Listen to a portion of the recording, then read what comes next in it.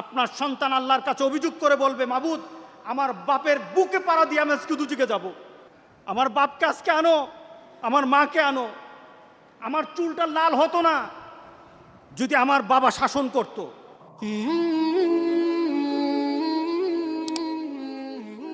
রাসূল সাল্লাল্লাহু আলাইহি সাল্লাম প্রত্যেকটি মানুষকে বলেছেন, কুল্লুকুম রাইন কুল্লুকুম মাসউলুন আন রাইয়াতিহি, সবাই এক একজন রাখাল।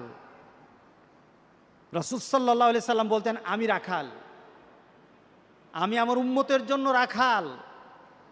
আমার উম্মত যদি এদিক ওদিক ছুটে যায়, আমি এই উম্মতগুলিকে সুন্দর করে গুছিয়ে আমি একটা জায়গায় রাখি, যেন জান্নাতে নেওয়া যাওয়া যায়, যেন আমার উম্মতকে জান্নাতে নেওয়া যায়।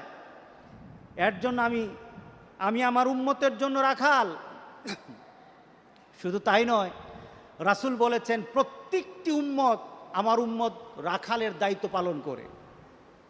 আপনার সন্তানকে নামাজি বানাতে হবে, আপনি আপনার সন্তানকে নামাজে আনার জন্য প্রচেষ্টা চালাতে হবে, যে কোনোভাবে হোক, যে কোনোভাবে হোক, আদর দিয়ে হোক, লুভ দিয়ে হোক,